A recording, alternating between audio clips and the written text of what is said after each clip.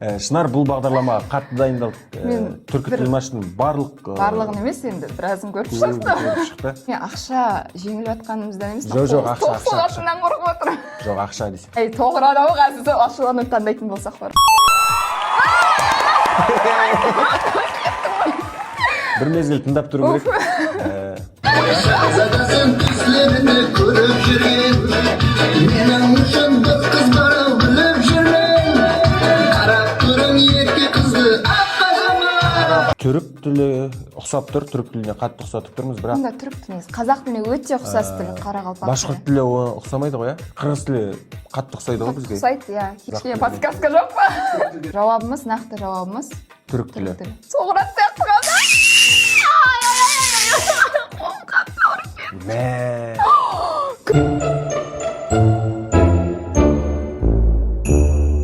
Түбіміз бір, тіліміз ортақ, түріміз ұқсас, арымыз құрметті көрген бұл түркі тілмаш интеллектуалды ойыны. Бүгін бізде қонақта театр және кино актерлары, Астана қаласы музыкалық жас көрермен театрының әртістері Ернар Мұхамбет және Шынар Қалдыбай.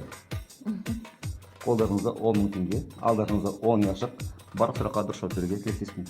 Рахмет. Барлықтарыңызға сәлем. Менің аты жөнім Ернар Мұхамбет. Елордамыздағы музыкалық жас көрермен театрының әртісімін. Бүгін мінекей түркі тілмаш бағдарламасына қонаққа келдік. Қасымда өзімнің өмірдегі, өнердегі әріптесім Шынар. Бізге сәттілік, енді түркі әлеміне менің жеке басымның ондай қатысы жоқ. Бірақ достарым бар, өзге ұлт өкілдері осы. Сондықтан жеңіл болады деген ойдамыз. Сәттілік болсын. Менің аты жөнім Қалдыбай Шынар Қайратқызы. Қазіргі таңда музыкалық жас көрермен театрының әртісімін. Жалпы түркі әлеміне менің қатысым бар, себебі менің туған жерім Өзбекстан, соның ішінде автономды республика бар, Қарақалпақстан деген. Соның Қоңырат ауданында дүниеге келгенмін. Бірақ білмеймін, бүгін ондай сұрақтар бола ма, жоқ па, бірақ болса жақсы болар еді. Ең бірінші я жоқтан бастайық. Я жоқ, 5? Иә. 1000 теңге. Ұлттан жан сөзі түркі тілінен аударғанда, Түркмен тілінен аударғанда. Түркмен тілінен аударғанда ұлтшыл патриот деген мағынаны білдіреді. Ұлтжанды деген сөз бар, ұлтжанды. Отан жан. Сондықтан менің ойымша я. Мен саған сенемін. Ұлтжанды тоқтаңыз, ойланайық. Ұлтжанды деген сөз бар, патриот қой енді ұлтжанды. Ұлтшыл. Бұл жерде отан жан. Ұлт деген сөз түркмен тіл, отан болып тұр ғой, отан ба? Ұлтжанды. Я, менің ойымша. Отан жан. Точно? Отан жан. Астауыр жүрмесін. Сенің ойыңша қалай? Білмеймін де вообще білемін. Ұлтжанды. Жарайды, давай сол бола берсін. Иә. Дұршауым көрек?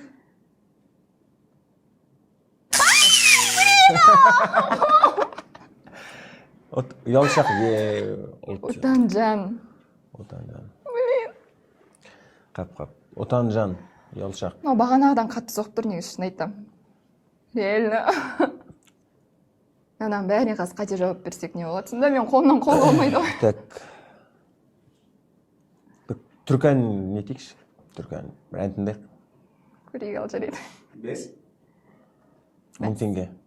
Сол баяғы ертегілерге еріп жүрген, шахзадасын түслеріне көріп жүрген, менің ұшындық қыз барау біліп жүрмен. Қарап тұрым ерке қызды аппажама. Ауылда барма, я қалада барма. Ауылда барма, я қалада барма. Жолықса мен ярға ойладыман ба. Жолықса мен ярға аппажама. Алып дейді. Мен енді қателеспесем, біліп отырған сияқтымын, бірақ қате болып қалса ренжімей. Қандай? Қарақалпақ тілінде сияқты білмеймін. Алып қашамын дейді.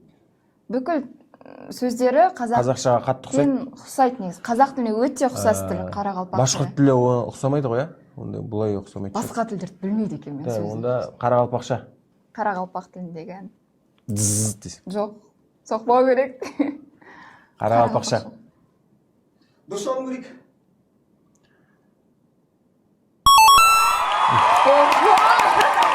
Аллан азық, алып қашам бәсе, алып қашам. Бір сұраққа хотя бы жауап бердік. Шүкір Бізде 10 мың теңге. 10 мың теңге, әрі қарай кет. 50-50. 5 5 мың теңге. Жумле сөзі қырым татар тілінен аударғанда қандай мағынаны Қарым білдіреді? татар. Сөйлем құпия. Жумле. Жумле сөзі. Қандай сөз? Бір мына сөзге ұқсайды деген Жумле вариант де болуы керек. қарым татар. Енді ұқсайды сөйлем. Құпия деп ойлаймын мен ойымша. Неге? Өйткені жумле. Жұмбақ. Жумле деген сөйле деген. Жұмбақ. Может сөйлем? Жумле деген сөйлемге ұқсайтын сияқты. Жумле. Жумле. Сөйле дегеннен шығып тұрған сияқты, как будто білмеймін. Сөйле. Интуициям солай айтып отыр. Жұмбақ, жум. Точно. Қырым татар тілінен аударғанда Білмеймін, сөйле дегеннен құпия.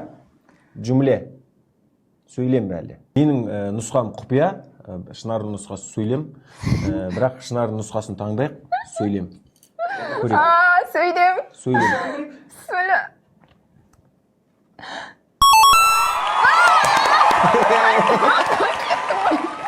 Бір мезгіл тыңдап тұру керек. Сөйлем, дұрыс. Екі сұраққа нормально жауап бер. Бізде 12 мың теңге. 11 мың теңге. 11 мың теңге. Әрі Тест таңдап көрейік. 5 мың теңге. Күнбағар. Күнбағар. Тілінен аударғанда қандай мағына береді? Күнбағого. Күнба дейді. Күнбағыс сияқты ма? Күнбағар. Күнбағар. Күнбағар ма? Деп күнбағар. Күнбағар деп оқылады ғой. Болгар. Құбыла, компас, көлеңке. Күнбағыс па? Көлеңке емес, компас. Күнбағдар ғой? Или Компас может. компас па? Құбыла. Күнбағар. Бағдар. Бағыт. Күнбағыс. Күнбағыс сияқты. Күнбағыс да? Қалай ойлайсың? Күнбағдар. Сен не деп ойлап отырсың? Иә, күнбағыс. Күнбағыс деп көрейік. Өйткені күн бағдар. Енді күн бағдар. Сосын күнбағыс не ғой? Күннің көзі шыққан кезде ол ашылады, басы көтеріледі жерден бастап салбырап. Иә, күн бағдар өйткені. Күннің көзі кеткен кезде негізі күнбағыс Күнбағыс күнге қарай нетеді ғой? Күнге қарай ашылады ғой. Ашылады. Білмеймін енді. Күнбағыс деп ойлаймыз біздер. Дұрыс жауап берсеңіздер, Күнбағыс. 12 мың теңге болады. Қателессеңіздер, Тоғырат. 10 мың теңге қалады, мен сервиске қаласам. Ортақ нұсқа. Күнбағыс. Күнбағыс. Болсын ба? Дұрыс жауап. Бірақ мен нақты білмей тұрмын. Жарайды, күнбағыс. Ей, сауыш. Күнбағыс. Жоқ, мен нормальныйға жауап беріп отыру керек. Қатты қорқойын келерде. Шынар бұл бағдарламаға қатты дайындалды. Мен Түркі тілмаштың барлығын емес енді, біразын көріп шықты. Бірақ қайталанбайды екен бұл жерде. 12 мың теңге, әрі қарай бәсті 2 мың теңге дейін көтеруге мүмкіндік бар. Ал. 2 мың теңге көтереміз да? Көтерген кезде жеңіліп қалсақ 2 мың теңге алып қоясыздар, Тыңда таптан көрейік. Бәс неше? 2 мың теңге. 2 мың теңге бәс. Prezident bir ünvanların adlarını çəkir, konkret mərkəzləri göstərir. Əsasən Fransa hökuməti, Avropa İttifaqı və Blinken vəzifədə olarkən Dövlət Departamenti. Və bu adları çəkməklə də o reallığı ortaya qoyur ki, Qərbin planı bax budur. O Qərb ki, sülhdən, əməkdaşlıqdan danışırdı. Bizi müxtəlif platformalarda danışıqlara dəvət edirdi. Saxta görüşlərlə problemin güya ki, həllinə çalışırdı. O Qərbin əsl niyyəti tam başqa Беш деп бастады. Өзбекше де. Менің ойымша бұл жерде бір шенеунік па сөйлеп жатыр парламент мінберінен ба сондай бір беш деген Білмеймін, осы сұрақты саған сен тапсырдым ол. Күнбағыс дейсің. Бұл түрік тілі ұқсап тұр, түрік тіліне қатты ұқсатып тұрмыз, бірақ Онда түрікті таңдайық. ойлап тұрмын. Көп ойланбай онда. Түрік тілі. Бірінші ойымызға Бір беш келген. түрік тілі. Жауабымыз, нақты жауабымыз Түрік тілі. Точно. Франция. Түрік тілі. Түрік тілі. Болсын жарайды. Дұрыс жауап берейік. Бисмилля. Ойлап тұрғам Әзербайжан түрік тіліне ұқсап, бірақ Әзербайжан бекем деп. Қолым ауырып кетті. Неше? Ана қолға байлауға болмай ма? Әзербайжан. 10 мың теңге болды ма? Жаңадан бастап отқандай боламыз. Енді Әзербайжан тілі деген вообще ойыма келген жоқ, честно. Дәл тап қыпшақ тобы. Бәс 500 теңге. Дәрек сөзі қырғыз тілінен аударғанда Дерек? қандай? Дерек шығар? Неге? Өйткені дерек мағлұмат, иә. Біздің ойымызша дерек қырғыз тілі қатты ұқсайды ғой бізге. Ұқсайды, иә. Кейбір әріптері ғана. Жуан бұл бізде жіңішке болса, оларда жуан. Дерек Дерек деп ойлаймыз. 500 теңге тіктік та біз 1000 теңге тігеміз десек. Дұрыс па дұрыс емес па білмейсің ғой бірақ. Білем мен. Дерек. Нақты білесің бе? Иә, мен қырғызбын. Мен интуитивно айтып отырмын осы. Жарайды, дерек болсын онда. Бірақ тоғырса, қазір не болады? Дәрек. Мен ақша жеңіліп жатқанымыздан емес, Жоқ, ақша. тоқсылатыннан қорқып отырмын. Жоқ, ақша десең. Дерек. Дерек болсын онда, жарайды. Саған сендім осы жолда. Дұрыс берсеңіздер 10.500 теңге болады. Қателесеңіздер 9.500 теңге қалады және сет ете аласыздар. Отырыңызға. Дерек қырғыз тілінен аударғанда. Солай болсын. Бісміллә. Ошуым керек.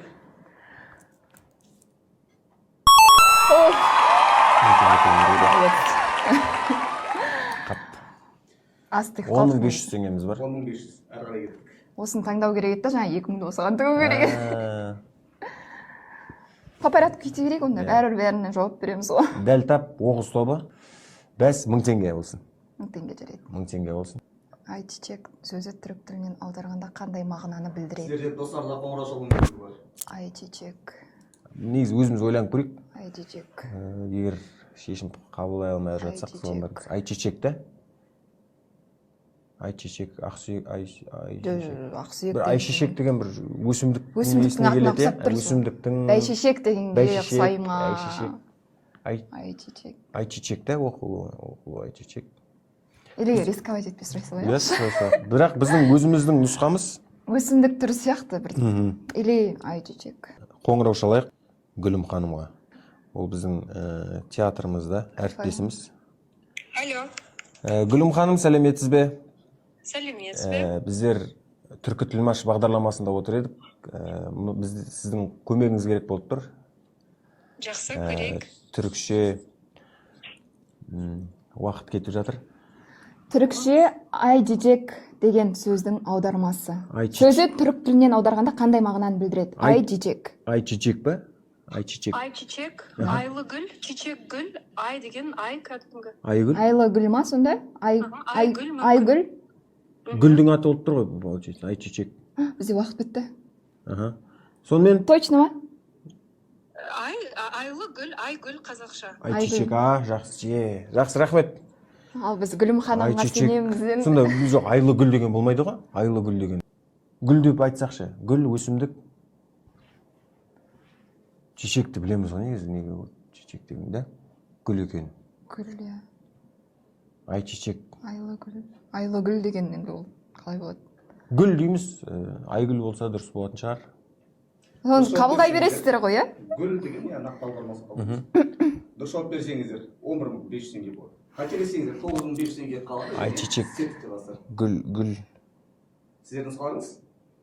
Гүл, айгүл. Өсімдік дейміз бе? Гүл дейміз бе? Гүл ма? Айчичек. Жарайды. Біздің соңғы жауабымыз гүл. Дұрыс жауап берейік. Соғырат сияқты қалды.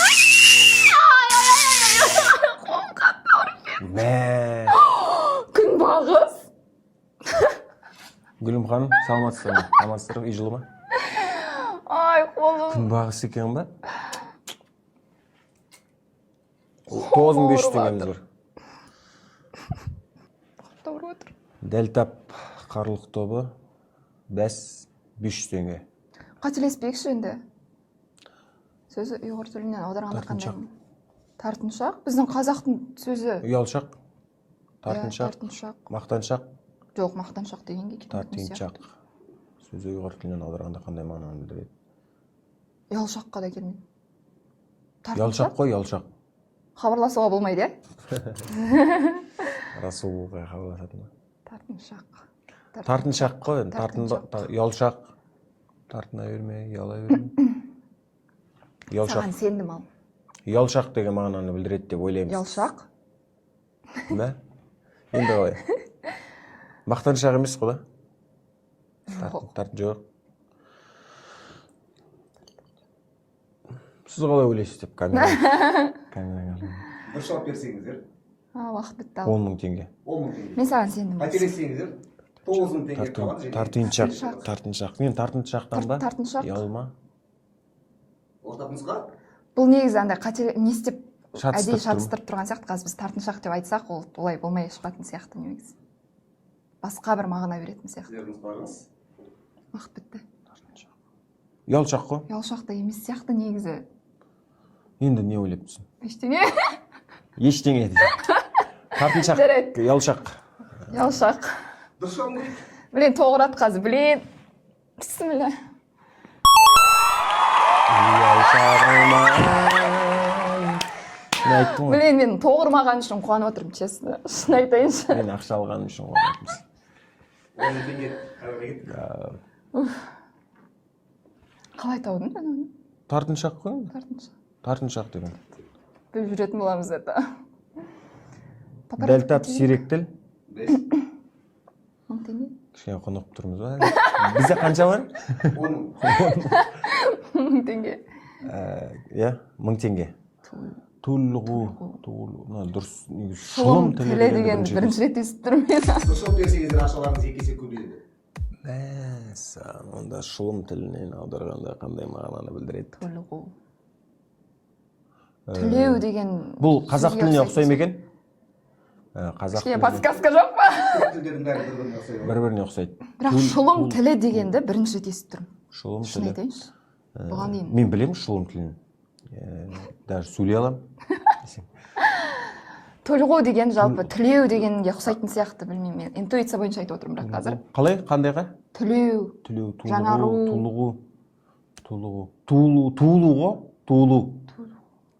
Туылу. Бұлар енді... Туылғанда. Туылғу или... Или өмірге келу ма? Ашулану, жындану. Туылғу. Жоқ, тілеу, жаңару. Ашулану менің ойымша. Туылғу. Соқпайды сияқты ойымша. Туылғу, сонымен сен... Жаңару өмірге келу ме екен? Білмеймін, нақты несін білмей тұрмын ғой. Уақыт бітті. Дұрыс жауап берсеңіздер 20 мың теңге болады. Қателесеңіздер 9 мың теңге қалады және істерді жазасыздар. Негізі мына ғуды біз туылғу. Ортақ нұсқаларыңыз? Ашулану или сенің ойыңша? Туылу емес, нақты не емес сияқты. Тілеу ме екен, может, жаңару ме екен? Жаңару. Менің ойымша ашулану. Саған сендім алында. Ортақ нұсқаларыңыз? Туылу, жаңару, дүниеге келу, тез айту керек. Туылу мәлде. Бірақ славясно болмайтын сияқты бағанағыдай. Жаңару, тілеу. Иә. Ашулану. Әй, тоғырады оғасы, сол ашулану таңдайтын болсақ бар ғой. Демек? Жарайды. Айтамын. Ашулану тоғыруға дайынмын. Дұрыс жауап берейік. Тоғырса ашуланбайсың. Түлкі, ё-моё. Түлкі. Ай, қолым. Мәс. Далаға кетіп қалғанбыз ба, да? Түлғу. Шылым Бірақ тілі шын деген... айтайыншы, мен білген жоқпын. Шылым тілі деген қандай екен? Білмеймін мен. Білетін адамға сұрадым ғой. 1000 теңге бәстігейік. 10 мыңмен бастап, 10 мыңмен аяқтаппыз. Если таусақ, конечно. Түркизм. Бүгінде орыс тіліне бір нәрсені көшіріп. Миым орытпай қалды. Қазір үйренеді, қайттан оқышайын. Орыстарға латын тілінен енген бұл сөздің түп тамыры кейбір этимологтардың пікірінше түркінің көп сөзінен шыққан. Бүгінде орыс тілінде бір нәрсені көшіруді айтады. Копировать. Жоқ, ана сөз бар еді ғой. Айт. Журналистикада көп қолданылады. Типа, бұл орыс тілінен енген сөз. Көп сөзінен шыққан. Қадан басталады еще? Или қателесіп тұрмын ба мен? Айтшы. Жоқ. Көп сөзінен шыққан түркінің. Бүгінде орыс тілінде бір нәрсені көшіруді айтады дейді. Көшіруді. Орыс тілінде. Бір нәрсені көшіру. Копировать? Может? Ауырлатпай қойық, копировать дей салайық, иә. Дұрыс жауап берсеңіздер 10 мың теңге болады. Қателесеңіздер 8 мың теңге қалады және серік жалғасыр. Сіздердің сұрағыңыз? Ал көп ойланбай онда соны жауап берейік. Копировать па? Точно? Иә. Все. Нұсқа Копировать. бір шоғым керек. Бісміллә.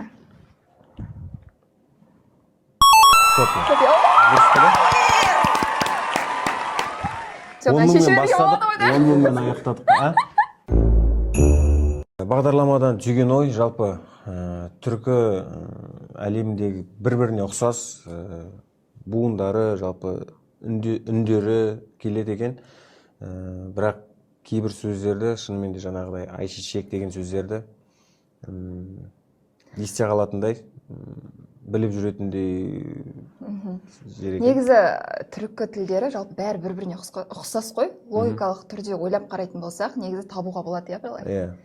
Мен негізі бұл бағдарламаға келетін кезде қатты қобалжып келдім. Бірақ хотя бы білмеген сөздерімді ең құрғанда біліп кетемін ғой деп келдім. Сондай мақсатпен келдім негізі. Бірақ 10 сұрақтан 6 сұрақ жаман жауап бермеген сияқты болсақ. Ғұмыр ұзақ болсын, өте керемет бағдарлама. Иә. Шақыртуларыңызға рахмет, көп-көп. Күшті. Негізі бағдарламаның мақсаты екі адамды ұстап алып отырыс қойып тоққа соғу емес. Бағдарламаның мақсаты түркі әлемін тани отырып, қазақ тілін түркі әлемінен насихаттау.